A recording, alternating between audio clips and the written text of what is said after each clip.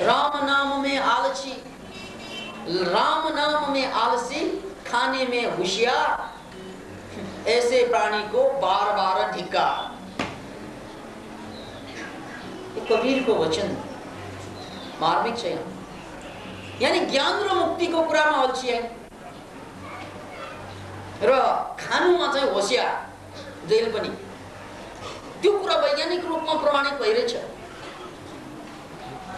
विज्ञानले एउटा गजबको सुविधा हामीलाई के दियो भने साइन्स र टेक्नोलोजीले हरेक कुरालाई परिभाषित गर्न, एक्सपेरिमेन्ट गर्न सक्यो।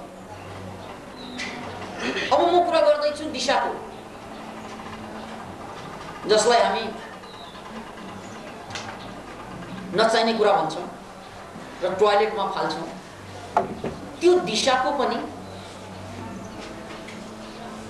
40 देखि 30%, भनौँ 30 देखि 40% त्यो दिशामा हामीले खाएको खानाको खुराक अझै बाँकी रहन्छ। पुनः एकपल्ट याद राख्नुहोस्, 30 देखि 40% डायट, 30 देखि 40% खुराक मान्छेले टोयलेटमा फाल्छ। को मान्छेले नसोच्नुहोस्, तपाईले, तपाईँ हामी जम्मै। मैले धेरैपल्ट भने भाग त अर्को पनि लुटेर खाने, खानुमा त अरूको भाग पनि खान्छौँ, हग्नमा आफ्नो पनि नसक्ने। गजब छैन हामीहरू? खानुमा अरूको पनि भाग लुटेरै खान्छौँ, चाहिने भन्दा बेसी नै खान्छौँ, तर हग्नुमा आफ्नो भाग पनि हग्न नसक्ने। त्यसकारण त ग्यास्ट्रिक छ नि नेपालीहरूलाई। यो घर घरमा ग्यास्ट्रिक कहाँबाट आयो? कहाँबाट कन्स्टिपेसन आयो? यही अरूको भाग पनि सुइक्याउने, आफ्नो भाग पनि हग्न नसक्ने। यो कुरा याद राख्नुहोस्। त्यसकारण हामी साइन्टिफिकल्ली हाम्रो व्याख्या गर्दा हामीले धेरै ठाउँमा गल्ती गरिरहेको कुरा अब्जेक्टिभ रूपमा, वस्तुगत रूपमा प्रमाणित भइरहेको छ। वस्तुगत रूपमा मैले भनिहालेँ, साइन्टिस्टहरूको व्याख्या अनुसार हामीले जति शक्ति हामीसँग छ त्यो भन्दा आधा मात्रै काम गर्छौँ हामीहरू। कति लोसे होला? यो नेपालीहरूको कुरा गरेको होइन, यो समग्र मानव जातिको। फेरि ए नेपाली त होला, कामै गर्दैन नेपाली, हामी जम्मैलाई थाहा छ। नेपालीको कुरा गरेको होइन, समग्र मानव जातिको। नेपालीहरूको हिसाब लगाउँदाखेरि त 20% युज गरे होला सर, 30% गरे होला, 60% बच्यो होला। किन भन्नाले यो पत्ता लगाउने साइन्टिस्ट, रसियन साइन्टिस्टहरू र रसियनहरूको, अमेरिकनहरूको, युरोपियनहरूको काम गर्ने जुन शक्ति हो, जुन उनीहरूको शारीरिक शक्ति हो, त्यो शक्तिलाई परीक्षण गरेर वैज्ञानिकहरूले पत्ता लगाएको कुरा के त भन्नाले जति शक्ति छ त्यसको खपतै गर्दैन मान्छे। थाहा नै छ, उनीहरूले करिब करिब आधा मात्रै गरिरहेको छ। भनेपछि नेपालीहरूले त गरेकै छैन भने पनि हुन्छ, किनभने नेपालीहरूले प्राय काम चाहिँ गर्दैनन् भन्ने कुरा नेपालीहरू आफैले गुनासो गरेको। तर खानमा डबल, बडो गजब छ। हग्नमा हाफ। त्यसकारण पुनः एकपल्ट म ज्वरोमा फर्कन चाहन्छु। यसैले ज्वरो भनेको ताप हो र यो ताप चढ्नु, यो आगो चढ्नु शरीरको शुद्धिकरण। किनभने शरीरमा विकार जम्दै जान्छ, त्यो विकारलाई सफा गर्ने को? जस्तै हाम्रो घर कोठा त सफा गर्न मिल्छ, सेफ्टी ट्याङ्कीलाई त सफा गर्न मिल्छ, त्यस्तै यो पनि सेफ्टी ट्याङ्की हो। कति कति दिनको बासी होला, हाँस्नु पर्दैन। हामीले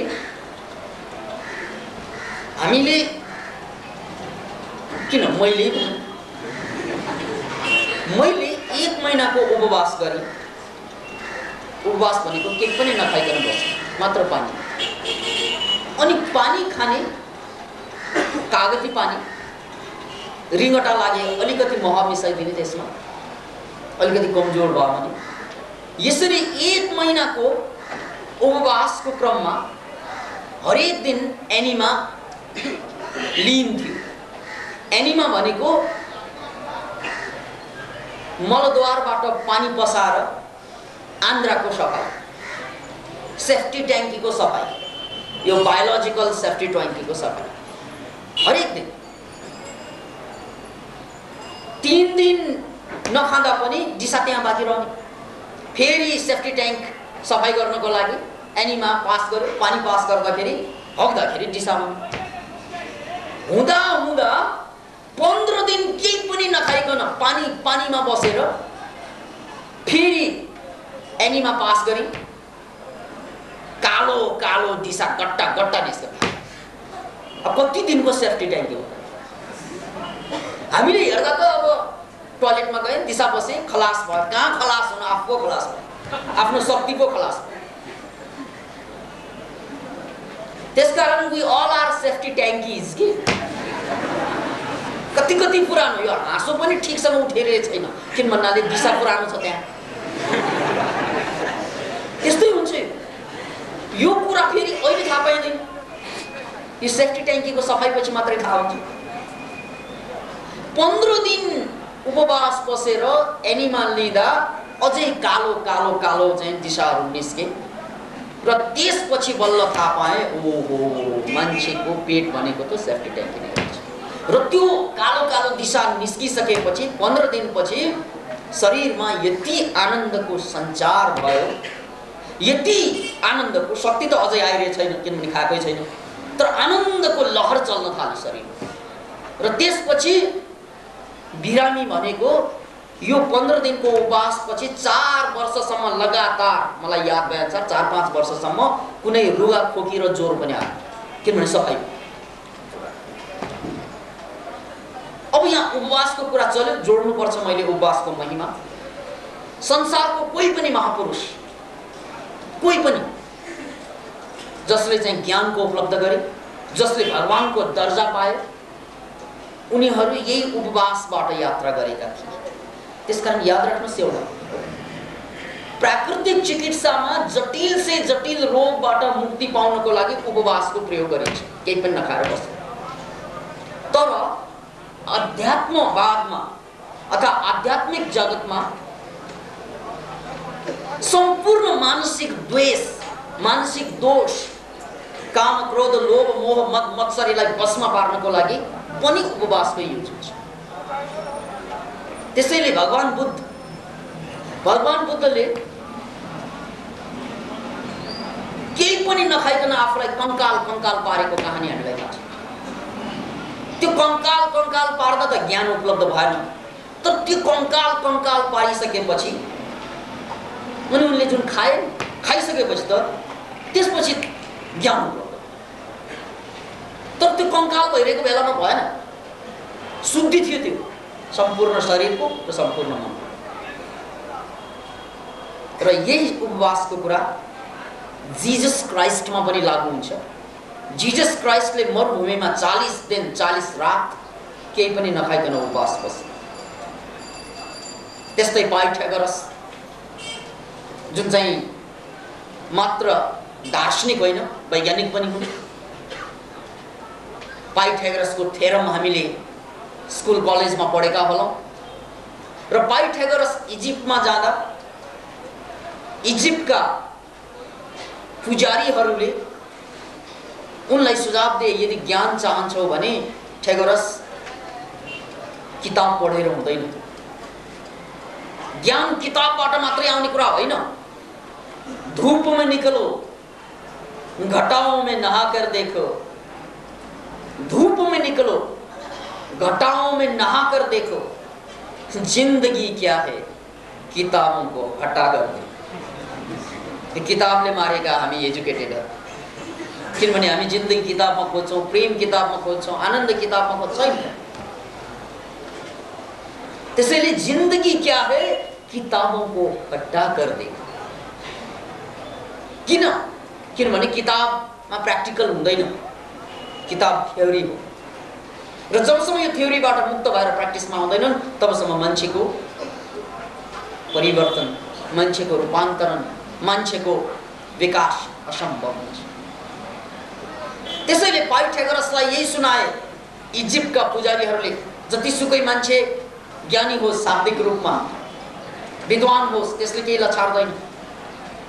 प्र्याक्टिसमा जबसम्म आउँदैन तबसम्म उसको कल्याण हुँदैन। त्यसकारण पाइथागोरस, यदि तिमी पनि आफ्नो कल्याण गर्न चाहन्छौ भने ज्ञान गुणका कुरा सुनेर मात्र पुग्दैन, ज्ञान गुणका कुरा जीवनमा उतार्नुपर्छ। त्यसको लागि 40 दिनको उपवास, 40 रातको उपवास गर्न सक्छौ। पाइथागोरस झस्के, तर ज्ञानको अरू कुनै धोका थिएन, त्यो भयो। त्यसकारण उनी राजी भए, किनभने जीवनमा सबै कुरा गरेर हेरे, सबै कुराको प्र्याक्टिस गरे, सबै कुराले मलाई धोका दिए। असफलताले त धोका दिएको सबैलाई थाहा छ, सफलताले पनि धोका दिन्छ मान्छेलाई, त्यो कुरा याद राख्नु। 95% मान्छेलाई असफलताले धोका दिन्छ, 5%लाई सफलताले पनि धोका दिन्छ। किनभने सफल भएपछि पनि के को सफल थियो? जस्तै सिने जगतमा तपाईँ हिरो भयो, कलाकार भयो, के को सफल थियो? भौतिक रूपमा सफल भयो। त्यस्तै तपाईँ राजनीतिमा सफल भयो, के को सफल थियो? त्यसकारण याद राख्नुहोस्, 95% मान्छे भौतिक रूपमा पनि असफल हुन्छन्, सांसारिक रूपमा पनि असफल हुन्छन्, 5% मान्छे सांसारिक रूपमा सफल हुन्छ।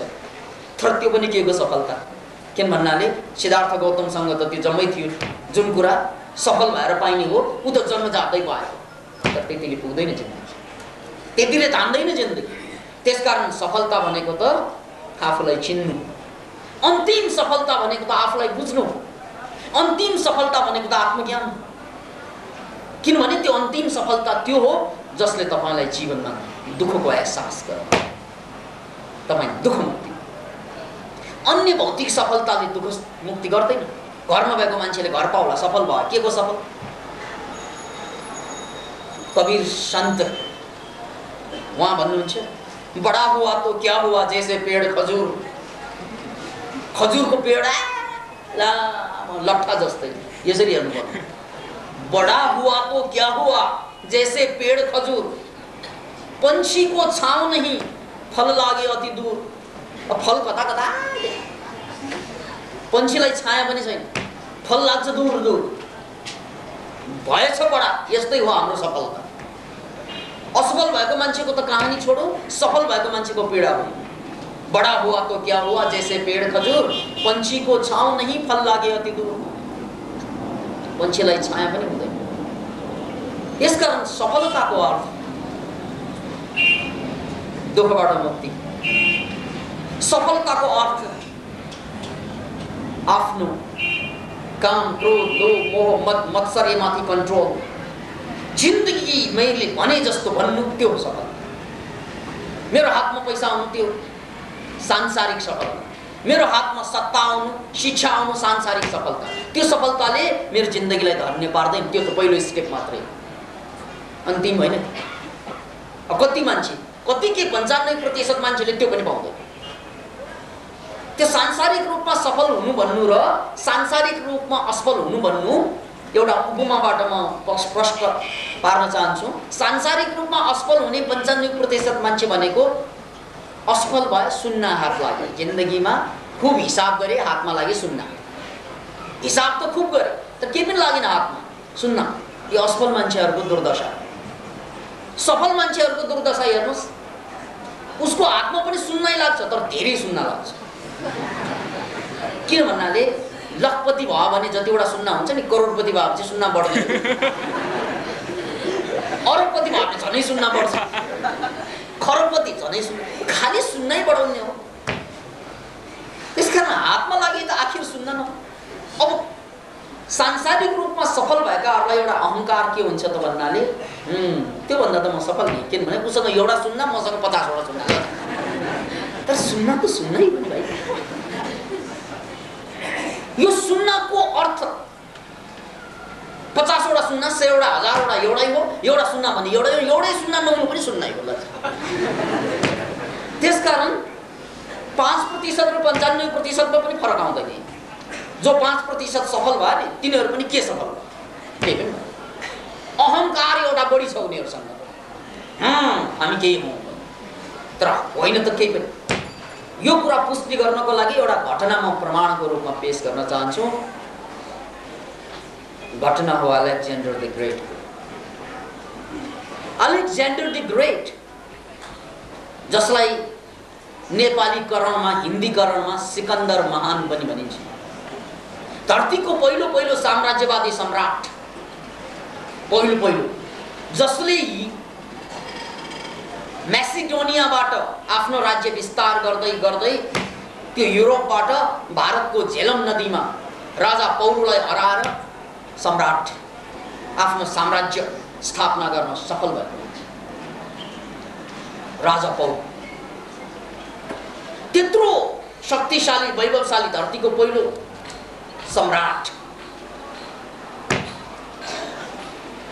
भारतबाट अघि बढ्न चाहन्थे उनी। र त्यही क्रममा उनले सोचे, मैले एकजना यहाँको चमत्कारिक साधुलाई सोभिनियरको रूपमा चाहिँ देशमा फर्काउनु पर्छ। जसरी चाहिँ राष्ट्रपतिहरू विदेशमा जाँदाखेरि जनावर उपहारमा दिएर ल्याउँछ नि, चीनमा गयो भने पाण्डा उपहार दिएर ल्याउँछ सोभिनियरको रूपमा। त्यस्तै यो परम्परा पुरानै रहेछ। भारतबाट एउटा सोभिनियर लानुपर्छ मैले। त्यो के त भन्नाले भारतका चमत्कारिक साधु सन्त, किनभने भारतका सन्तहरू त्यो बेला नै पनि फेमस थिए। चमत्कार, आकाशमा उड्नु, पानीमा हिँड्नु, केही नखाइकन वर्षौं वर्ष बाँचिदिनु, जमिन मुनि धसेर वर्षौं वर्ष रहनु, यस्तो चमत्कारिक सन्त चाहिँ लानुपर्छ मैले। खोज्न पठाए, पाए एकजना, नाम थियो दण्डामिस। दण्डामिसको कहानी बडो रमाइलो छ। दण्डामिसलाई उनका सैनिकहरूले ल्याउन सकेनन्। त्यो कहानी म जोड्न चाहन्न, किन भन्नाले त्यो कहानी मैले धेरैपल्ट भनिसकेँ। सैनिकहरू गए, त्यसलाई फर्काउन खोजे, तर दण्डामिस चाहिँ न लोभबाट दगिने मान्छे हो, न चाहिँ भयबाट फर्किने मान्छे। त्यसकारण सम्राटका आउन मानेनन्। त्यसपछि सम्राट स्वयं दण्डामिस कहाँ पुगे। उनी एकजना नग्न सन्यासी, केही पनि छैन उनीसँग, एउटा हर्मिटमा, एउटा झोपडीमा बसिरहेको सन्यासी। कहाँ अलेक्जेन्डर द ग्रेट, कहाँ सन्यासी, कहाँ धरतीको सम्राट, कहाँ एकजना धरतीको भिखारी। तर पुगे। अनि सिकन्दरले नक गरे, भित्रबाट आवाज आयो, कहाँ त्यहाँ? थाहा थियो उनलाई, दण्डामिसलाई, मानव कुकुरलाई हप्का जस्तो। कहाँ त्यहाँ? अलेक्जेन्डर द ग्रेट आफूलाई सम्हालेर गम्भीर आवाजमा भन्न थाले, म सिकन्दर महान, म सम्राट। दण्डामिस जुर्को हेरेर उठेर हेर्छन्, सम्राट रे, महान रे, हेर्दा त चाहिँ भिखारी जस्तो लाग्छ। के भनेको यो? भिखारी जस्तो लाग्छ हेर्दा। त्यो भन्दा सम्राटलाई बाण छोडे जस्तो भयो, दिलमा घोचेछ। यस्तो अपमानको शब्द उसले जिन्दगीमा कहिले सुनेको पनि थिएन। हात च्याप्प समाते दण्डामिसको, स्वामी मलाई तपाईले भिखारी त भन्नुभयो, प्रमाणित गर्नुहोस्, अन्यथा म सम्राट हुँ, जे पनि गर्न सक्छु। के ठुलो कुरा हो, बस्नुहोस्। के ठुलो प्रमाणित गर्नलाई, के ठुलो कुरा, सत्यलाई प्रमाणित गर्नलाई के गाह्रो, बस्नुहोस्। बसे। महाराज भनौँ तपाईँ र म मरुभूमिमा हरायौँ। तपाईँका सेना, तपाईँका मान्छे, 8 पहरियाहरू सबै हराए। महिनौं महिना खान पाएन, दिनहुँ पिउन पाएन पानी। अब यस्तो अवस्थामा यदि 1 घण्टा पनि अझ पानी पिउन पाउनु भएन भने तपाईँ मर्नुहुन्छ। किन भन्नाले अन्तिम घडी आइसक्यो, अब 1 घण्टापछि मर्नेवाला छ। अब पानी पानी, त्यो अवस्थामा मैले 1 लोटा पानी तपाईलाई ल्याएर टक्राएँ भने त्यसको बदलामा के दिनुहुन्छ भन्नुस् त महाराज? तपाईँ भन्नुहुन्छ आफूलाई सम्राट, के दिनु सक्नुहुन्छ तपाईँले? यसरी सोचे सम्राटले त जे पनि दिन सक्छ। त्यहाँ त एक लोटा पानी भनेको पानी होइन, जिन्दगी हो उसको। किन भन्नाले 1 घन्टापछि मर्छ पानी बिना। उनले मसँग हाँसेर भने यसको लागि म आधा राज्य दिन्छु। ल आधा राज्य। सम्राट हो नि ऊ, कत्रो दिल होला, 1 लोटा पानीको लागि आधा राज्य दिन सक्छ। किनभने त्यो बेला दिएन भने मर्छ, थाहा थियो। तर ऊ बाहिरको सम्राट हो भने स्वामी दण्डामिस भित्रको सम्राट, ऊ पनि त सम्राट। उनले पानीको लोटालाई घोप्ट्याए, लज्जा, 1 थोपा पनि पाउँदैन आधा राज्यमा। ल भन्नुहोस् महाराज, अब के दिनु? आइ पानी सबै पोखिरहेछ त्यहाँ, के दिन सक्नुहुन्छ महाराज भन्नुहोस्? अब म आधा राज्यमा 1 थोपा पानी दिन्न तपाईँलाई, लज्जा। अब के गर्न चाहनुहुन्छ? सम्राट यति मुसिबतमा जीवनमा सायद पहिलोचोटि फस्दैन। सम्राट सम्हाली एकछिन सोचे, 1 घन्टा पानी पिउन पाएन भने मर्नेवाला छ। अब त आधा घन्टा होला, संवाद भइसक्यो। आधा घन्टा भित्र पानी पाएन भने मर्नेवाला अवस्थामा के दिने भन्नुहोस् महाराज? छिट्टो भन्नुहोस्। सिकन्दर कम मान्छे थिएन, अलेक्जेन्डर। उनले भने सारा सम्पूर्ण साम्राज्य दिन्छ, लज्जा। 1 लोटा पानीको लागि पूरा साम्राज्य, पूरा आजसम्मको जितेको सम्पूर्ण साम्राज्य, जन्मैले पाएको साम्राज्य सबै दिनेछु, पूरा। हुन त यो भन्नु ठुलो बहादुरीताको नमुना। किन भन्नाले उनले सोचे यदि म मरिहालेँ भने त गयो, तर बाँचे भने यो सम्पूर्ण साम्राज्यलाई म फेरि बनाउँछु मेरो बाहुबल। त्यसकारण मलाई भरोसा यो सम्पत्तिमा होइन, भरोसा बाहुबलमा छ। याद राख्नु, सिकन्दर भन्ने सूत्र हो। भरोसा मलाई सम्पत्तिमा होइन, भरोसा मेरो पाखुरामा छ। त्यसकारण कमाउ लैजा पुरा। दण्डामिस हाँसेर भने महाराज, ऊ आकाशतिर हाँसे फर्केर, महाराज मैले अघि नै भने तपाईँ भिखारी भने, मैले अघि नै भने तपाईँ भिखारी, तपाईँसँग केही पनि छैन। किन भन्नाले तपाईँले जिन्दगीभर कमाउनु भएको सम्पत्ति भनेको 1 लोटा पानी बराबर प्रमाणित गर्नु भएन तपाईँले? बड़ा हुआ तो क्या हुआ, जैसे पेड़ खजूर, पंछी को छाव नहीं फल लागे अति दूर, भएन र? बडा भएर के भयो? त्यसकारण महाराज यसले केही पनि लछार्दैन, तपाईँ भिखारी हुनुहुन्छ।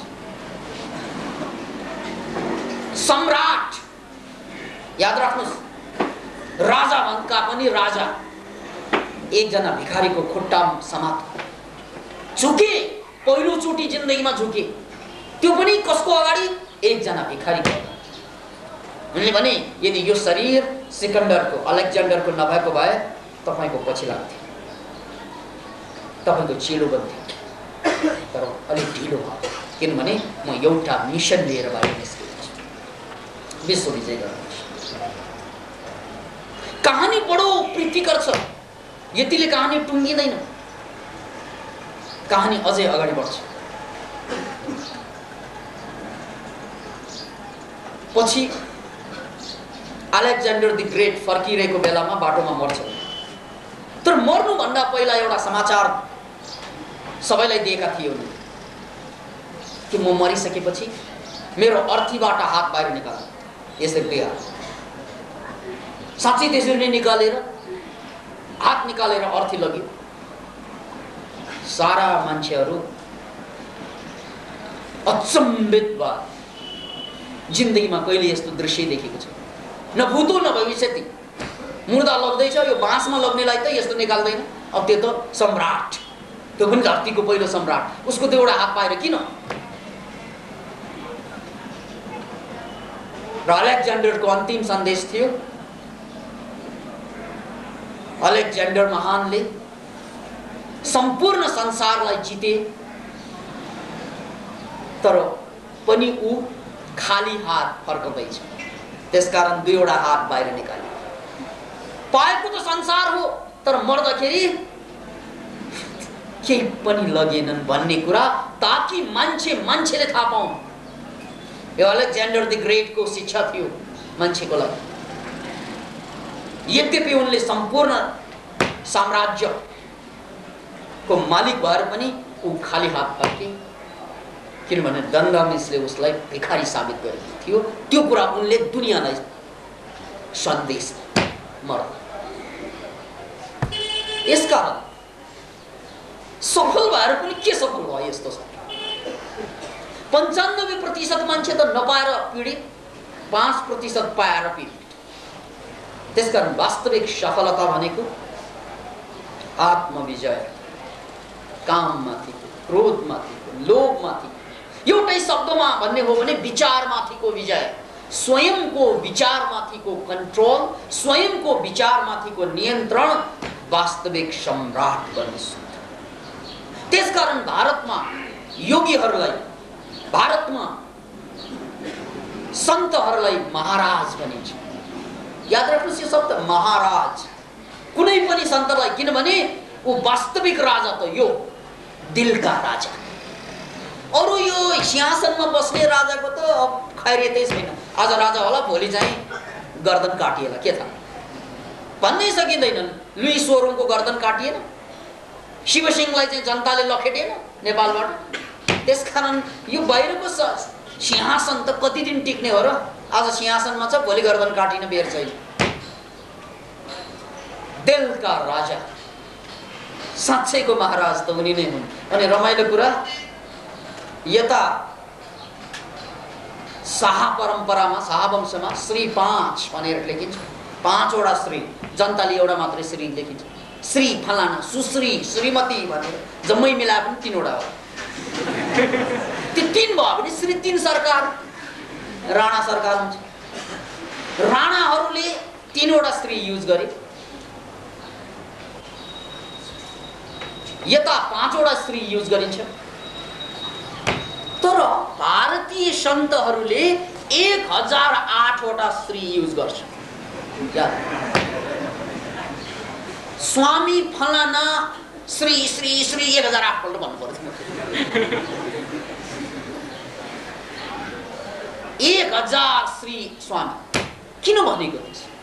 किनभने वास्तविक सम्राट हुने जसले आफूलाई जिते, बाहिरको सम्राटको त खैरियतै छ।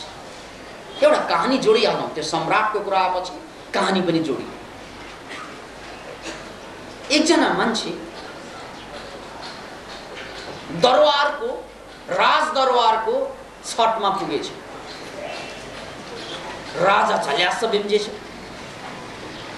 दरबारमाथि, छतमा त्यो पनि खटपट आवाज, त्यतिकै सतर्क। झल्यास बिम्जेछ, है को यो माथि? चिच्याउन थाले राजा, चोर चोर चोर, चोर हो कि डाकु हो कि हतियार हो कि के थाहा। अब दरबारमा त चारैतिर पुलिस हुन्छ, पुलिसहरूले खोजे, समाती, मान्छे अगाडि ल्याए राजाको। यसो हेर्दा एकदम सामान्य, शान्त, बडो अनुहार हेर्दा नै माया लाग्दो। न यो चोर हुन सक्छ अनुहारबाट, न यो हत्यारा हुन सक्छ, के पनि हुन सक्दैन। यो त ज्ञानी हुन सक्छ यसरी हेर्दा। तर यो मान्छे दरबारमाथि, त्यो पनि छतमाथि, त्यो पनि राजाको कोठाको छतमा कसरी पुगे? अनि सोधे राजाले, के गर्न आएको? महाराज, मेरो एउटा ऊँट हराएको थियो, खोज्दा खोज्दा खोज्दा पाएन, सबै ठाउँमा खोज्यो, पाएन। यसरी सोचे कहीँ यो दरबारको छानोमा त ऊँट चढेन, ऊँट पनि चढ्छ कहिले। कि त बच्चालाई पनि थाहा भएको कुरा, ऊँट चढ्नै सक्दैन छानो। तपाईँले कहिले गाई गोरु चाहिँ छानोमा चढेको देख्नुभएको? त्यो पनि गाई गोरु भन्दा अझ भुवाक हुन्छ ऊँट। राजालाई उसको कुरा सुनेर पागल पागल जस्तो लाग्यो यो मान्छे। पक्कै पागल फुस्किया होला, तर फुस्किए भए पनि उसको अनुहारले फुस्किए जस्तो देखाउँदैन, फेरि लज्जा फसाद त्यहाँ। अनि राजाले सोधे, अरे पागल, रिसाएर ऊँट पनि कहिले यो छानोमाथि चढ्छ? महाराज, यो हाम्रो परम्परा। किन भन्नाले हाम्रो परम्परामा ऊँट धेरैपल्ट हरायो। अनि खोज्दै खोज्दै आउँदा यो तपाईको चाहिँ यो सत्तलमा हिन्दीमा यसलाई सराय भनिन्छ। धर्मशालामा खोज्न आए भने राजा बडो चकित भयो। धर्मशाला रे, दरबारमा खोजे धर्मशाला भन्छस् त? महाराज माफ गर्नुहोस् महाराज, रिसानी माफ होस्, धर्मशाला किन भन्नाले मेरो यस्तै ऊँट चाहिँ आजभन्दा धेरै वर्ष अगाडि हराएको थियो। त्यो बेला म खोज्न आएको बेलामा यो धर्मशालामा अर्कै मान्छे थियो, उनी पनि आफूलाई राजा भन्थे।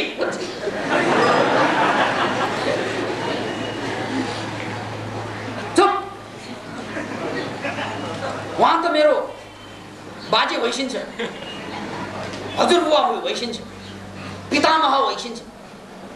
महाराज केही वर्ष पहिला फेरि मेरो ऊँट हरायो, खोज्दा खोज्दा यो धर्मशालामा फेरि आएँ म। त्यो बेला अर्कै थियो नि महाराज यो धर्मशालामा। चुप, उहाँ त मेरो बुवा भइसिन्छ। महाराज आज उहाँ पनि हुनुहुन्न। आज खोज्दै आउँदा यो धर्मशालामा हजुरलाई भेटाएँ। त्यसकारण धर्मशालामा मात्रै त्यस्तो हुन्छ महाराज। एक दिन जाँदा एकजना मान्छे हुन्छ, अर्को दिन जाँदा अर्कै हुन्छ, अर्को धर्मशाला नभए के? जसलाई तपाईँले दरबार भनेर मोहमा फस्नुभयो महाराज, त्यो त धर्मशाला केही दिनको पाहुना होइन तपाईँ। कति दिन? कुनै बेला बाजेको नाउँमा कोही थियो, बाउको नाउँमा कोही छ, कोही अर्को दिन आउँदा छोराको नाउँमा कोही होला। तपाईँ उठेर गइसकेको होला यो धर्मशालाबाट। चल्दै आउँछ। कथा बडो सुन्दर छ। त्यसपछि भनिन्छ भोलिपल्ट दरबार शून्य भयो, किनभने राजालाई बोध भयो साँच्चै म धर्मशालामा बस्ने एउटा यात्रीको रहेछ। वास्तविक राजा त मैले म भित्र खोज्नुपर्छ।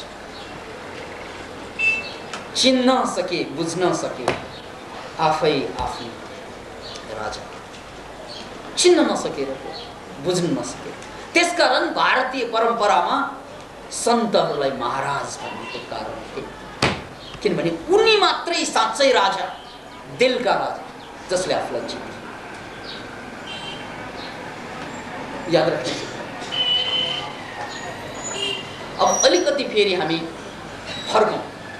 हामी ज्वरोमै छौँ। ज्वरो भनेको सफाई भन्दै थिएँ म, अनि मैले उपवासको कुरा गरेँ र उपवास भनेको शुद्धिक्रम भने र त्यसलाई अलिकति थपौँ। पाइथागोरस या सिद्धार्थ गौतम या हाम्रो डाक्टर मेकाउ सुई, जसले रेकीलाई पुनः पत्ता लगाउनु भयो, उहाँहरू जम्मैले उपवास गरेर पत्ता लगाए। त्यसकारण उपवास भनेको ज्ञानको स्रोत पनि, शुद्धिको प्राप्ति। र हाम्रो शरीरमा एनर्जी कम हुनुको कारण त्यो दिशा पिसाब त नहोला पनि, तर दिशा धेरै धेरै पुरानो दिशा जमेर बसेको छ। र त्यो उपवासमा एनिमा लिँदै उपवास गर्दै गएपछि 15-16 दिनपछि मात्रै त्यो क्लिन हुँदै जान्छ र त्यो क्लिन भएपछि मात्रै सम्पूर्ण शरीरमा एनर्जीको सञ्चार हुन्छ। त्यसकारण एउटा कुरा बुझ्नुहोस्, सामान्य मान्छेले पनि हप्तामा एकपल्ट उपवास गर्नुपर्ने प्रावधान हाम्रो कल्चरमा थियो, अहिले पनि छ। तर अहिले चाहिँ एक छाक चाहिँ उपवास रे, अनि जेरी स्वारी पुरी नचाहिने व्रत भन्छौँ नि, व्रत। त्यो व्रत भन्छौँ, व्रत खानलाई व्रत भन्छ।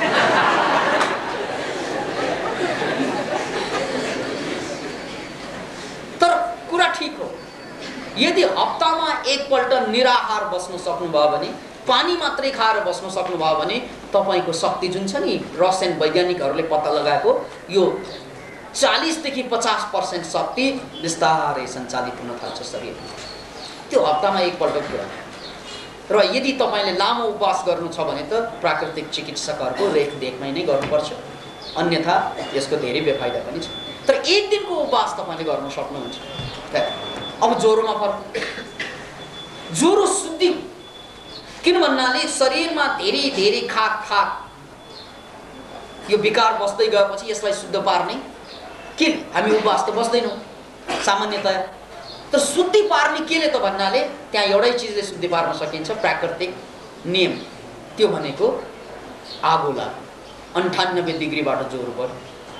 उनान्से से नाग्यो, शरीर आगो जस्तै बल्न थाल्छ भित्रभित्र र त्यसले सम्पूर्ण शरीरभित्रका विकारलाई भस्म पारिदिन्छ। त्यसकारण ज्वरो आएको बेलामा पिसाब फेर्नुहोस्, पहेँलो हुन्छ, डार्क हुन्छ बडी।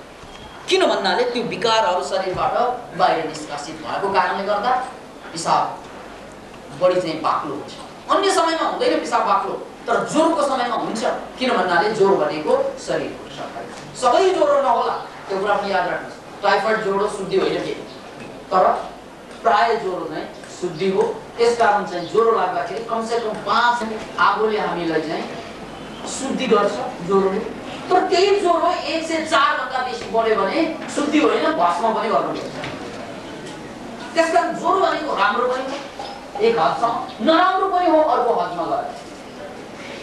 त्यस्तै हाम्रो जीवनमा जति पनि हाम्रो पीडा हुन्छ, समस्या हुन्छ, त्यो समस्या पीडा भनेको हाम्रो लागि सबभन्दा ठुलो अवसर हो। किनभने समस्या नआएको बेलामा, पीडा नभएको बेलामा मान्छेले नयाँ जिन्दगी सुरु गर्न राजी नै हुँदैन। त्यो कुरा याद राख्नुहोस्। कोही पनि मान्छेले नयाँ काम सुरु गर्न राजी नै हुँदैन। अहिले हामी जुन छौँ नि पुरानो एउटा धारामा बाँधिएका बन्दीहरू, हामीले नयाँ जीवन सुरु गर्ने, ल आजबाट मैले यो पुरानो जिन्दगीमा नबाँच्ने, आजबाट मैले अर्थपूर्ण जिन्दगी बाँच्ने भनेर लाख कोसिस गर्नु तपाईँ हामीले सक्नुहुन्न। किन सकिँदैन भन्नाले हामीलाई पुरानो बानी नयाँ ज्ञान भन्दा शक्तिशाली भएर आउँछ। ज्ञान यो मैले बाँचिरहेको जिन्दगी गलत हो थाहा हुन्छ, त्यो थाहा भए पनि नयाँ जिन्दगी बाँच्न सक्दैन। किन भन्नाले ज्ञान नयाँ नयाँ हुन्छ, बानी चाहिँ धेरै धेरै पुरानो हुनसक्छ, जन्म जन्मान्तरणको पुरानो। त्यसकारण पुरानो बानी अनि पुरानो बानी फेरि एउटा कुरा याद राख्नुहोस्, पुरानो बानी भनेको यो जन्मको मात्रै बानी होइन, फेरि यो जन्मको बानी पनि पुरानै पर्यो, जन्म जन्मान्तरणको बानी छ। त्यसकारण कतिपय साथीहरूले के भन्छन् भने एक दिन चाहिँ निराजीले मलाई आएर भन्नुभयो, सर तपाईँको आसपासमा बस्ने केही मान्छेहरू तपाईँसँग त्यत्रो सङ्गति गर्दा पनि कामै नलाग्ने, खत्तम छ, त्यो बोल्ने तरिका पनि आउँदैन, ढङ्गै आउँदैन, तुलनै हुँदैन तपाईँहरू भने। के यो सत्सङ्गले के यस्तै हुने हो भने त नाउँ कि अगाडि भन्नु त बुट्टा हालेर भनेको मैले अलिअलि बुट्टा त हाल्नु पर्यो, तर कुरा यस्तै थियो उहाँको। साह्रै चोट लाग्यो मलाई। किन भन्नाले तपाईँ यस्तो मुक्ति ज्ञान आध्यात्मिक कुरा गर्ने र तपाईँकै सङ्गतमा लाग्ने, त्यो पनि कति 8 वर्ष 10 वर्ष पुरानो र उनीहरूमा अहिले पनि बोल्ने ढङ्ग पनि छैन। अनि यस्ता मान्छेहरू सङ्गतबाट केही फरक भयो नि सर? मैले उहाँलाई सम्भवतः केही भनिनु होला, किनभने उहाँलाई मैले चाहिँ एकैचोटि भन्दैछु। उहाँ अहिले यहाँ पनि हुनुहुन्छ, त्यसकारण चाहिँ सुन्नुहोस्। निराजी लगायत सबै मित्र, यो डाडु भनेको जति दालमा डुबाएर पनि स्वाद दिन सक्दैन। डाडु हुन्छ नि,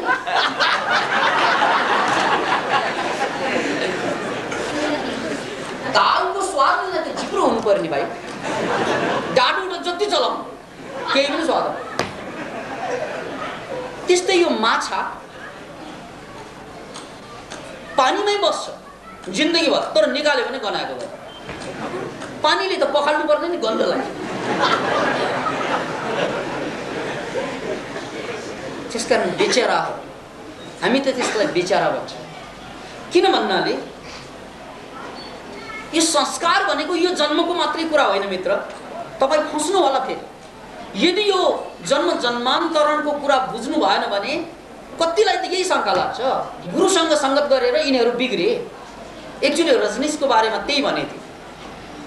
रजनीशको लकेट धारण गरेर ओशो रजनीशको एकजना सन्यासी भट्टीमा गएर रक्सी पिरे थियो, रक्सी भट्टीमा। अनि शिष्यलाई पीडा पर्यो, ओहो यत्रो महान गुरुको शिष्य भएर भट्टीमा आएर रक्सी पिउने मोरा। यो गुरु या त यो चेला गलत या त गुरु गलत, लज्जा उसको हिसाब किताब त त्यही हो।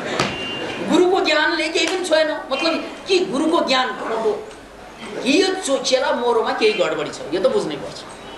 गएर सोधिहालेछ ओशो रजनीशलाई, भगवान तपाईको एकजना शिष्यलाई मेरा यी भौतिक आँखाले त्यो भौतिक रक्सी खानामा देखेको, मेरै आँखा अगाडि रक्सी चुई तानेको,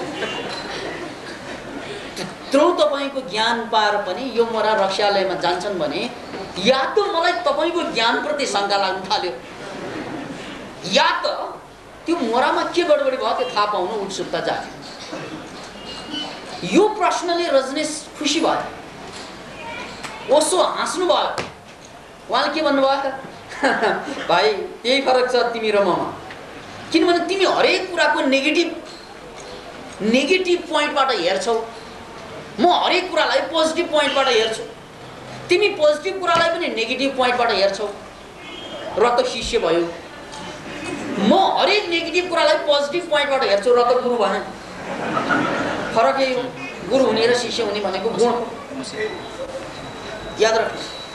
किनभने एकजना ओशो रजनीशको शिष्य रक्स्यालयमा बसेर रक्सी पिउँछ भने यो मेरो बेइज्जती होइन, यो त मेरो महानता हो। तिमी यसलाई मेरो बेइज्जती ठान्छौ, म महानता ठान्छु यसलाई। किनभने एकजना रक्सी पिउने बकवास गर्ने बेवकूफ मान्छे पनि रजनीशको प्रवचन सुन्छन्, उनको शिष्य बन्छन्, यो भन्दा ठुलो उपलब्धि के होला।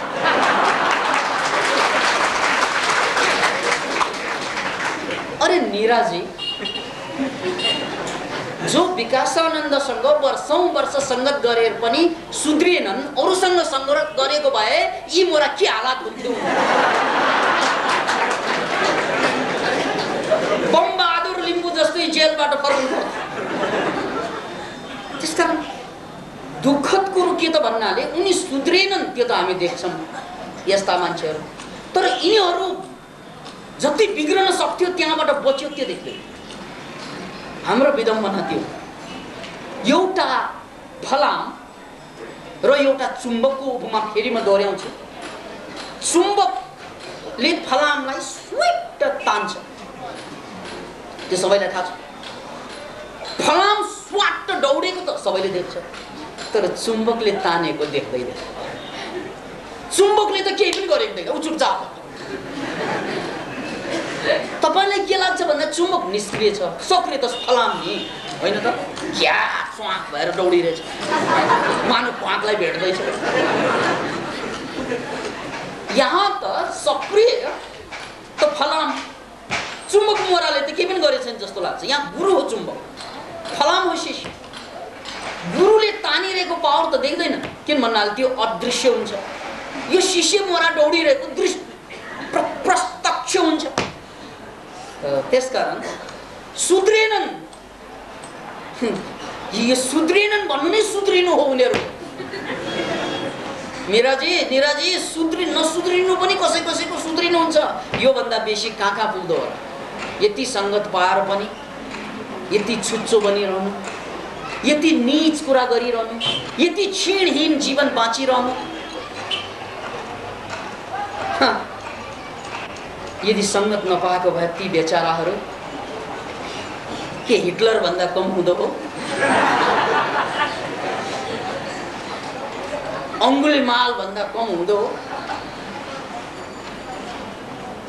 त्यसकारण ओशो रजनीशले ठीक बताउनु भएको थियो कि त्यो उनको महानता थियो कि एकजना चाहिँ खत्तम शिष्यले पनि रक्सी पिउँछन्। रक्सी पिउनेले रजनीशको भक्त बन्ने त्यो पो ठुलो कुरा। हेर्ने कसरी? एकजना रजनीशको भक्तले रक्सी पियो यसरी हेर्ने कि रक्सी पिउने मोरा पनि रजनीशको भक्त भयो कसरी?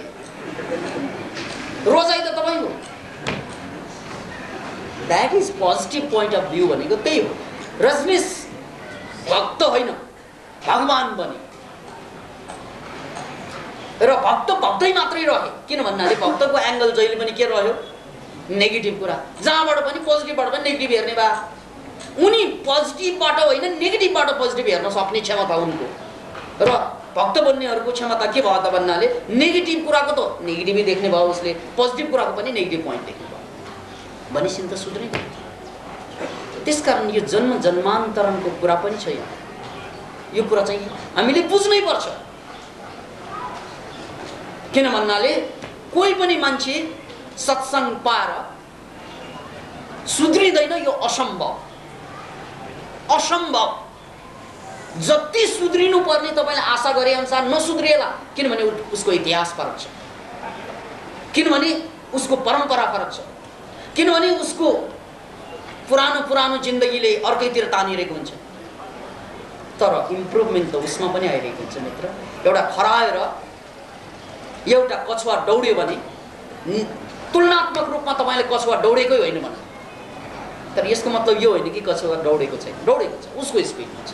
त्यसकारण कछुवालाई खरायोको स्पिडसँग दाँच्न मिल्दैन। कतिपय शिष्यहरू भक्तहरू कछुवा हुन्छ, कतिपय खरायो होला। अब खरायोले कछुवालाई चाहिँ हिँडे नमरा भन्नु पाइँदैन नि। छोराछोरी पनि त्यस्तै हुन्छन्। आमा बाउले जति गरे पनि के गरेको छ र तपाईँले भन्ने, के आमा बाउले दिलो ज्यान दिए पनि उसले बढी चाहिँ खोज्छ। किन त भन्नाले उसको आशाभन्दा बेसी त आमा बाउले दिन सक्दैन। आशा उसले बढी गरेको हुन्छ, आमा बाउले त्योभन्दा कम दियो भने के दिएको छ। त्यसकारण द प्रब्लम इज साइकोलोजी। त्यसरी हामीले बुझ्नुपर्छ। र यही सन्दर्भमा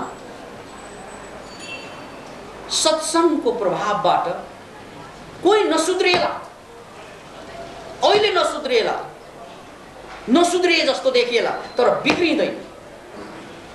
यो एउटा प्रसङ्ग म जोड्न चाहन्छु महाभारतबाट, ताकि तपाईँ क्लियर होस् यसमा। महाभारतमा अभिमन्यु पेटमा, सुभद्राको पेटमा नै छँदा अर्जुनलाई भगवान श्री कृष्णले चक्रव्यूहको बारेमा व्याख्या गर्दै थिए। चक्रव्यूह भनेको के हो, यसमा फसिहाल्यो भने कसरी तोड्ने। अर्जुन बडा भक्त भएर, बडा आसक्त भएर सुनिरहेका थिए। अनि भीमसेन पनि थियो त्यो बेला। भीमसेनलाई पनि भने थियो, भीमसेन, भीम त पनि बस्न। भीमले के भने कृष्णलाई, प्रभु मलाई चाहिँदैन यस्तो चक्रव्यूहको कुरा सुन्नु, किनभने म टगडा छु, तोडिदिन्छु म एक मुक्का हाने जस्तो।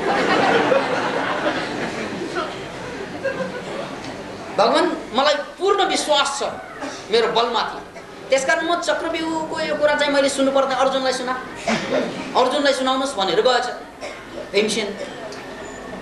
त्यसपछि जाँदा जाँदा बाटोमा पुगेपछि विचार त चल्छ, विचार चल्न थाल्यो। होइन, कहिले काहीँ काम आउन सक्छ क्या, कहिले काहीँ कस्ता कस्ता ज्ञानको त काम आउँछ। त्यसकारण यो कृष्णको ज्ञानको त पक्कै काम आउला, अहिले नआए पनि पछि आउन सक्छ भन्ने बुद्धि फुर्यो। कहिले त भन्नाले बाहिर गइसकेपछि अनि बल्ल गएर फेरि दौडेर फर्किँदाखेरि भगवान श्रीकृष्णले चक्रव्यूहमा कसरी प्रवेश गर्ने सिकाइसकेको थियो। त्यो व्याख्या भयो, कसरी प्रवेश गर्ने त्यो सक्यो।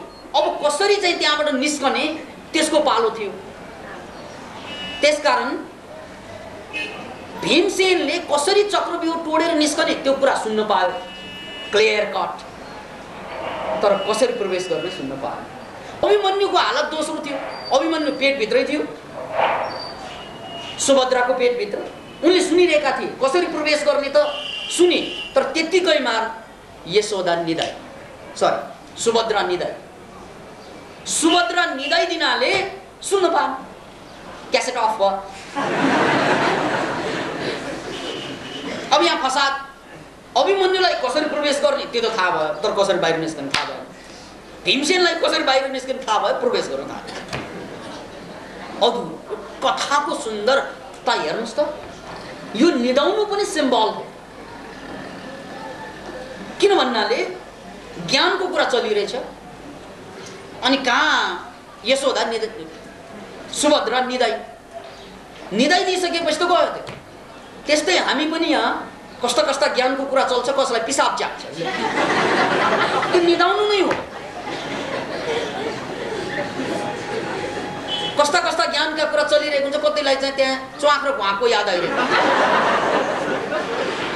लिनुदिन लेनदेनको याद आइरहेको हुन्छ। त्यो भनेको निदाउनु नै हो।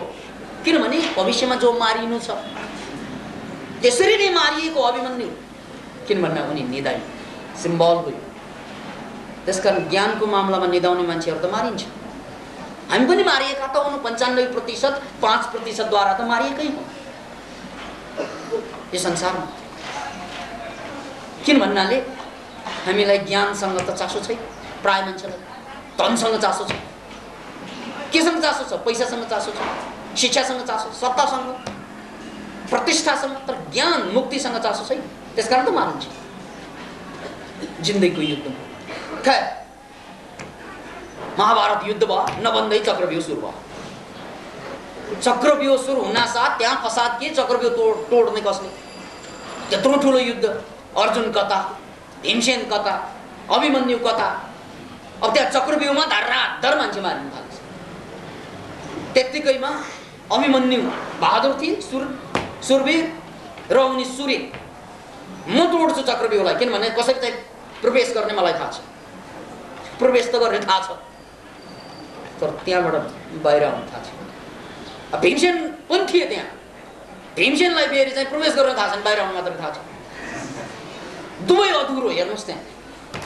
खैर, दुवै मिलेर प्रवेश त गरे, चक्रव्यूह तोड्ने काम सुरु पनि भयो। अभिमन्यु वीरतापूर्वक लड्दै चक्रव्यूहबाट बाहिर निस्कन सके, किन भन्नाले उसलाई कसरी निस्कनेमा निधाएका थिए, त्यसकारण उमार। तर भीमसेन सही सलामत निस्के, किन भन्नाले उसले आधा कहानी टोड्न सिकेको थियो। यसकारण भीमसेनको यहाँ सिम्बललाई चाहिँ बुझ्नु, सिम्बलिजमलाई। भीमसेनले आएन ज्ञान भनेर उठेर त गएका थिए नि, महाराज म बलियो छु, मलाई ज्ञान किन चाहियो, गएका त थिए, तर पछि ज्ञान फुर्यो, होइन कहिले काहीँ काम लाग्न सक्ला, फर्के, कमसे कम आफ्नो जीवन बच्यो। अभिमन्युलाई बचाउन सकेन उनले, तर आफू त बच्यो। त्यो कुरा हाम्रो जीवनमा पनि लागू हुन्छ कि जुन मान्छेले सत्सङ्गमा परे, त्यो एकचोटि पढिसकेपछि दिमागमा त्यो सफ्टवेयर फिट गर्नु जस्तै हो क्या, कम्प्युटरमा त्यो गएर बसेको हुन्छ। कुन दिन चाहिँ काम लाग्छ त्यो आजै नलाग्ला, आजको भोलि नलाग्ला, 8 वर्षमा नलाग्ला, 10 वर्षमा नलाग्ला, 20 वर्षमा नलाग्ला, तर कुनै न कुनै दिनमा त्यो ज्ञानले काम गर्न सक्छ। किनभने उसको पुरानो अज्ञान पनि त सफ्टवेयर हो नि, त्यो त पुरा हुनुपर्ने नि। पुरानो रिल प्ले भइरहेछ क्या, त्यो पुरानो बेवकुफीको, बेइमानीको कुन कुन जन्मबाट कुन कुन नादानी, बेइमानी, पागलपन, बेवकुफी गर्दै गर्दै आएका होला, त्यो जम्मै काटिनु त समय लाग्छ। त्यो जम्मै रिल चाहिँ अफ भएपछि बल्ल नौलो हालिन्छ। त्यसकारण त्यो नौलो हाल्न अगाडि नै यो सुध्रिएन भन्न पाइँदैन क्या, त्यसकारण सबै सुध्रिँदैन, समय लाग्छ। क्युमा गएर बस्छ कि ज्ञान गुणका कुरा सङ्गत गरेपछि क्युमा गएर बस्छ, पछि काम हुन्छ। यो कुरा तपाईँले महाभारतमा शकुनीलाई हेरेर र दुर्योधनलाई हेरेर बुझ्नुपर्छ। भगवान बुद्धको समयमा देवदत्तलाई हेरेर बुझ्नुपर्छ।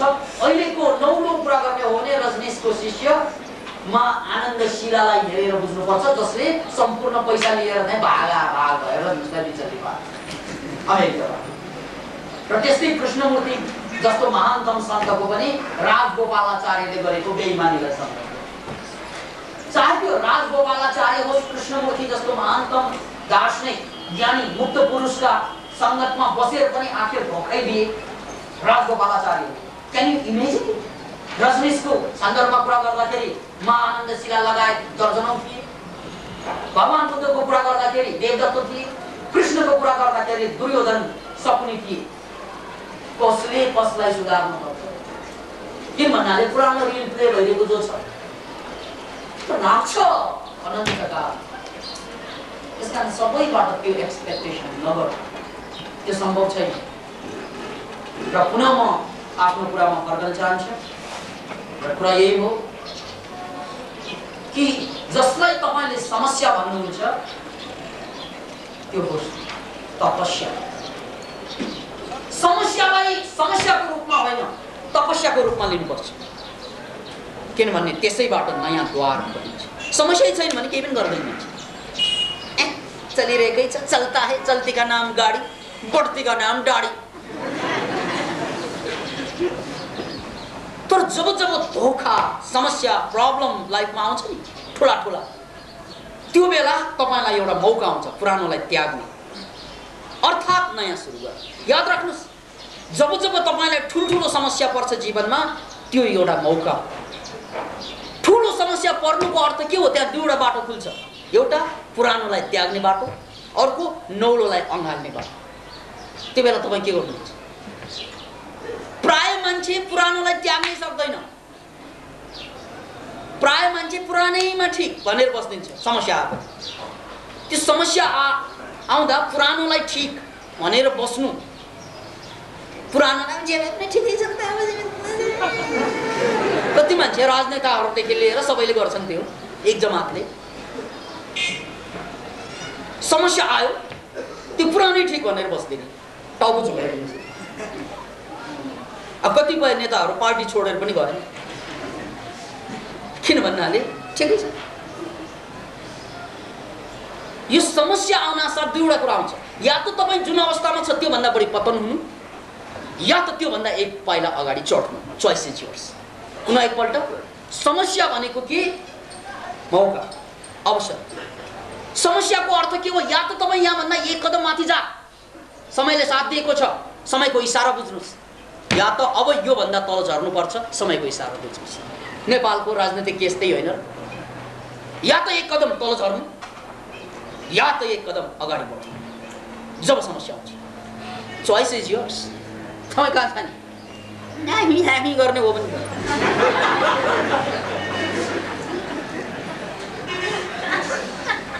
त्यसकारण जसलाई तपाईँ समस्या भन्नुहुन्छ त्यो तपस्याको रूपमा लिन्छन् महापुरुषहरू, ज्ञानी बन्नेहरू।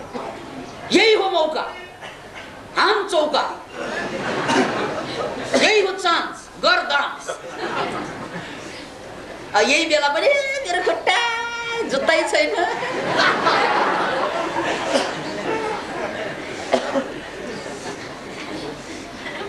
त्यसकारण जिन्दगी जहिले पनि हाम्रो अगाडि,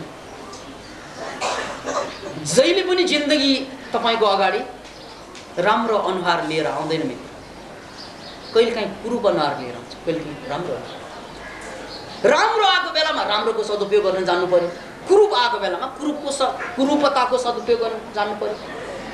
आँखी भन्ने एउटा सिनेमाको गीत छ, प्रेम गीत, तर यसलाई म दार्शनिक गीतको रूपमा प्रस्तुत गर्दैछु। मिल्ती है जिंदगी में मोहब्बत कभी कभी, जहिले पनि पाउँदैन। मिलती है जिंदगी में मोहब्बत कभी कभी, होती है दिलबरों की इनायत। दिलबर भनेको प्रेमिका, दिलदार, इनायत भनेको कृपा। होती है दिलबरों की इनायत कभी कभी, जहिले पनि होइन। त्यसकारण त्यो कभी कभीमा डान्स गरिहाल्यो भने पाइहाल्यो, त्यसैमा हाहु हाहु गर्न थाल्यो। पुनः एकपल्ट, मिलती है जिंदगी में मोहब्बत कभी कभी, होती है इनायत दिलबरों की कभी कभी, खुलती नहीं है रोज दरीचे बहार की। हरेक दिन खुल्दैन यो चाहिँ बहारको चाहिँ द्वार। खुलती नहीं है रोज दरीचे बहार की। त्यसकारण कुन बेलामा खुल्छन् त्यही बेलामा आफूलाई यदि तपाईले तयार पार्न सक्नुभयो भने तपाईको जिन्दगीमा ट्रान्सफर्मेसन आउँछ। पुनः एकपल्ट भन्छु, त्यसकारण जब जब जीवनमा ठुला ठुला समस्या र पीडा आउँछ त्यो भनेको अब तपाईँ त्यही अवस्थामा बस्न सक्नुहुन्न। या त खस्ने टाइम हो यो, या त एक कदम उठ्ने टाइम हो। तपाईँ आफू चाहिँ के को लागि तयारी गरेर बसिरहनु भएको छ? It depends upon you. तपाईको मनस्थितिले के भन्छ? तर दुर्भाग्य यो छ मान्छेको कि हरेक पल्ट समस्या आउँदा ऊ अघि भन्दा एक कदम खस्किन्छ। हरेक पल्ट समस्या आउँदा ऊ एक कदम चाहिँ झुक्दै झुक्दै झुक्दै जान्छ। मानौ त्यो बाँस नुहे जस्तो, मानौ घाममा सुकाएको भान्टा जस्तो, साग जस्तो, जति घाम चर्किन्छ याद राख्नुहोस्। त्यही फूल घाम जति चर्किन्छ त्यति चाहिँ टौडासँग फुल्छ। त्यही फूल घाम जति चर्किन्छ त्यो चाहिँ मुरझाएर जान्छ, खुम्चेर जान्छ, वैलाएर जान्छ। अब विचार गर्नुहोस्, कुन फूल घामबाट झन्झन टौडा हुन्छ, सौन्दर्य झन् निखरिन्छ, कुन फूल घामबाट मुरझाएर जान्छ? जुन फूल जरासँग पटिएको हुन्छ त्यो फूल त घामले वैलाएर जान्छ। जुन फूल जरासँग जोडिएको हुन्छ त्यो फूल जति घाम बढ्छ त्यति टौडा हुन्छ। आखिर घामैबाट फुल्ने होइन र? फोटोसिन्थेसिस भनेको त्यही होइन र? त्यसकारण घामले जरा काटिएका फुललाई, जरा काटिएका बिरुवालाई चाहिँ ओइलाइदिन्छ, जरा जोडेकाहरूलाई फैलाइदिन्छ। त्यसकारण जरालाई बनाएर बस्नु पर्यो क्या, जरालाई बनाएर। यो जरो कहाँ त? यहाँ दिल्ली, आफ्नै दिल, आफैसँग जोडिएर बस्नु पर्यो। त्यसकारण त साधना, धूप में निकलो घटाओं में नहा कर देखो, जिंदगी क्या है किताबों को हटा कर देखो। त्यो साधनामा डुब्न सक्ने, राजी हुने उनीहरू मात्रै घाम जति चर्कियो त्यति फैलिन्छ उनीहरू, र अरू त घाम जति चर्कियो ओइलिन्छ। त्यसकारण जिन्दगीमा ठुला ठुला समस्या, साना ठुला जस्ता सबै समस्या पनि हरेक समस्या या त झार्नको लागि या त उठाउनको लागि भनेर बुझ्नु, र त्यसपछि अब म पुरानो जिन्दगीलाई त्यागेर नयाँ जिन्दगी सुरु गर्ने राजी छु भनेर संकल्प गर्नु। यस्तै मान्छेहरू महान बन्दै जान्छन्। यति भन्दै म पहिलो चरणको कुरा टुङ्ग्याउनतिर लाग्दैछु।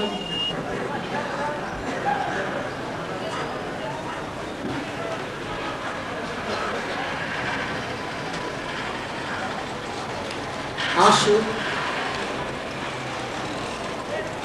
कमजोरीको चिनो पनि हुन सक्छ। आँसु संवेदनशीलताको परिचायक पनि हुन सक्छ।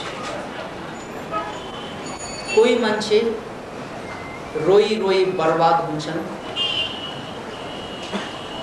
त कोही मान्छे रोई रोई आबाद हुन्छन्। जसरी आगो त्यस्तै पानी पनि। पानी ग्लासमा हाली हाली पियौँ भने यसले बचाउँछ तपाईलाई। पानीमा झ्वाममा हाम फाल्यौँ भने यसले डुबाउँछ तपाईलाई। त्यस्तै आँसु पनि पानी नै हो। यदि यसलाई बगाउने तरिका आयो भने तपाईलाई नौलो जिन्दगी, अर्थपूर्ण जिन्दगी, त्यसको लागि बाटो खोलिदिन्छ यसले। यदि बगाउने तरिका जानेन भने यही आँसुले बगाएर लान्छ जिन्दगी। त्यसकारण आँसु शक्ति पनि हो, आँसु विनाशको कारक तत्व पनि। परमात्मा या प्रकृति यसले मानव जातिलाई अनौठो ढङ्गले प्रस्तुत गरेको छ। धरतीमा रुन सक्ने, संवेदनशील भई रुन सक्ने प्राणी त्यो मान्छे मात्र। कोही पनि प्राणी मान्छे छोडेर विचार गरी गरी संवेदनशील भई भई अरूको दुःखमा आफ्नो दिल जोडी जोडी रुन सक्दैन। त्यसकारण रुन सक्नु मान्छेले पाएको सबभन्दा ठुलो मुक्ति मार्गको हतियार हो। भक्ति योगको सम्पूर्ण धारा नै आँसु, अश्रुमय छ। मीरा भन्छन्, आँसुअन जल सींच सींच प्रेम बेली बोई, हेरी मैं तो प्रेम दीवानी, मेरो दर्द न जाने। घायल की दशा घायल जाने, दूजा न जाने कोई। यो वचनमा आँसुअन जल सींच सींच प्रेम बेली बोई, यो प्रेम को फूल, यो प्रेम को फल आँसु को जल नसिचिकन जन्मिँदैन। त्यसकारण मानव जाति अहिलेसम्म एउटा दोधार अवस्थामा रहेको कारणै के हो त भन्नाले संसार विरोधाभासपूर्ण छ र शिक्षाले त्यो विरोधाभासपूर्णलाई बुझिरहेको छैन। एकतर्फी बयान जारी गर्दैछ शिक्षाले, यो राम्रो यो नराम्रो, यो ठीक यो गलत। यो द्वैतमा खण्डित छ हाम्रो शिक्षा प्रणाली। त्यसकारण हामीलाई सानैदेखि सिकाएर ल्याएको यो गलत, यो ठिक, यो राम्रो, यो नराम्रो, यहाँ जानुहुन्छ, यहाँ जानु हुँदैन, यो हामीलाई एकदमै केक काटे जस्तै यो जिन्दगी र त्यो जिन्दगी भनेर फरक फरक पारी ल्याएको कारणले हामीले जिन्दगीको पुरा अर्थ कहिले पनि बुझेनौँ। अब आएर हामीले ठोकेर भन्नुपर्छ, कमसेकम ढिलै भए पनि, कि जिन्दगीमा त्यो गीत शान्ता श्रेष्ठको गीतलाई याद गर्नुहोस्, दुनियाँमा राम्रा नराम्रा वस्तु त केही छैन,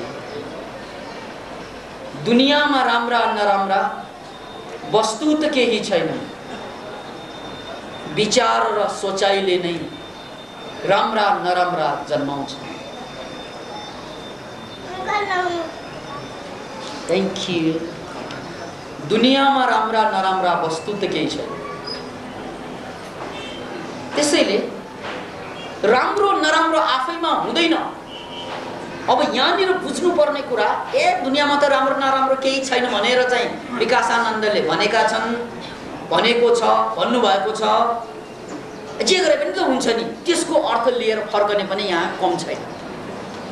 याद राख्नुहोस्, यो गजब छ जिन्दगी, त्योभन्दा गजब छ मान्छेको मन। दुनियाँमा राम्रा नराम्रा केही पनि छैनन् भनेर म भन्छु, तर यसको अर्थ अब जे पाए त्यही गर्न मिल्छ त्यो चाहिँ होइन। दुनियाँमा राम्रो नराम्रो आफैमा केही पनि हुँदैन, त्यो पक्का हो। राम्रो नराम्रो बनाउनु पर्छ हातले। पानी राम्रो कि नराम्रो ग्लासमा हालेर पिउनुहोस्, राम्रो, झ्वाम पोखरीमा आम फाल्नुहोस्, नराम्रो। आगो राम्रो कि नराम्रो, खाना पकाउनुहोस्, राम्रो, आफैलाई पकाउनुहोस्, नराम्रो। हावा राम्रो कि नराम्रो, त्यही हो। हावाले उडाएर कति मान्छे चाहिँ मर्छ निसासिएर। त्यसकारण दुनियाँमा राम्रा र नराम्रा केही पनि छैनन्, त्यसकारण जे पनि गर्न मिल्छ यो महाभूल, त्यो होइन। दुनियाँमा राम्रा नराम्रा केही पनि छैनन्, त्यसकारण हरेक राम्रो र नराम्रो बनाउने अधिकार र जिम्मेवार यही हातको, बुझ्न दिए।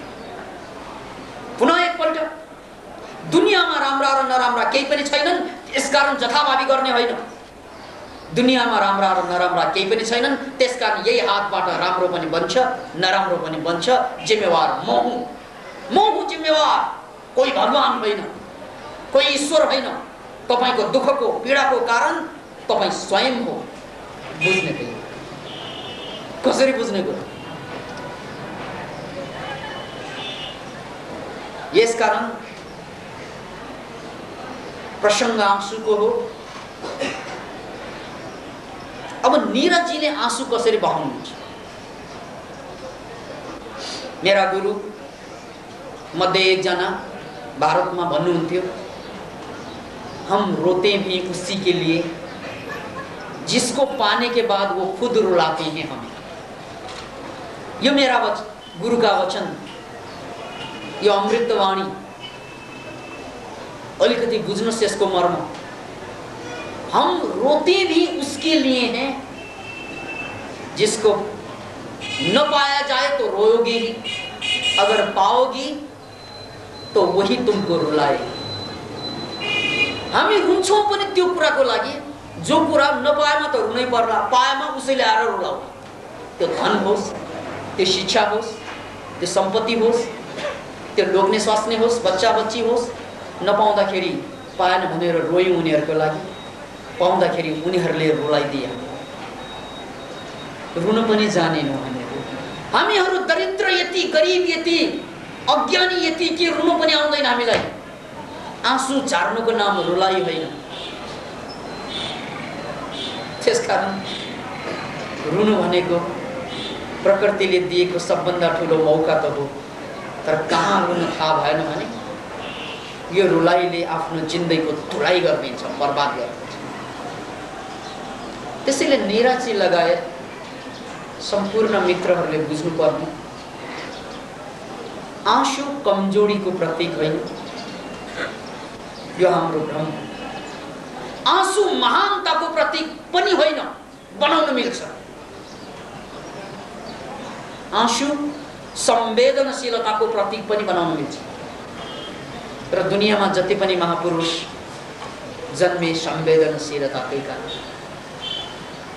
त्यसकारण आँसुबाट मुक्ति खोज्ने त पक्कै होइन,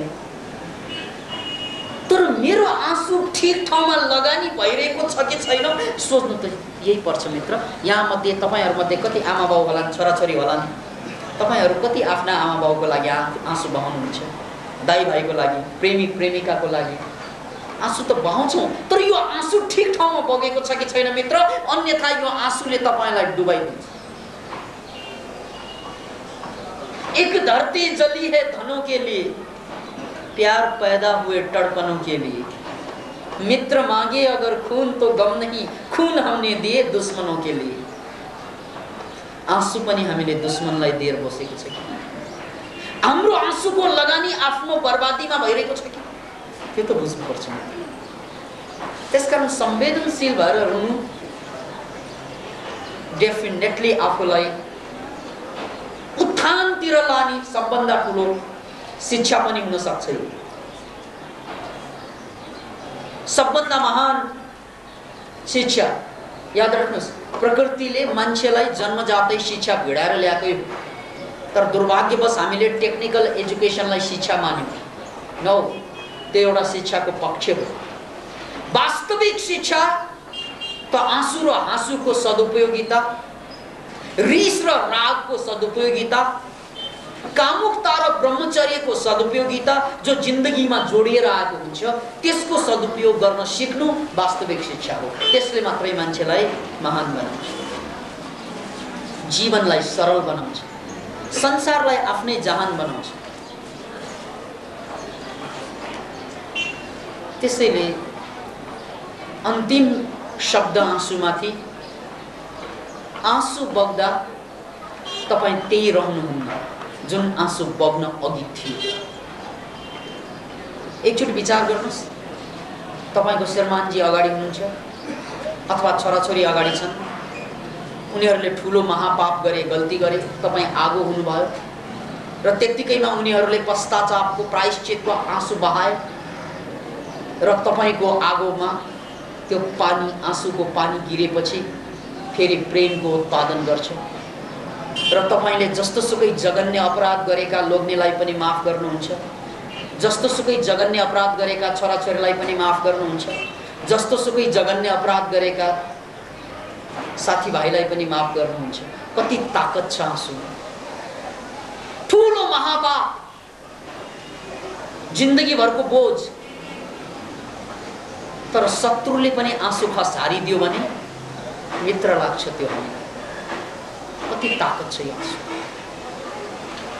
त्यसकारण जिन्दगी भरको गल्ती, बेइमानी र बेवकुफीलाई पखाल्ने कुनै चीज ताकत हामीमा छ भने त्यो आँसुको धार मात्रै हो।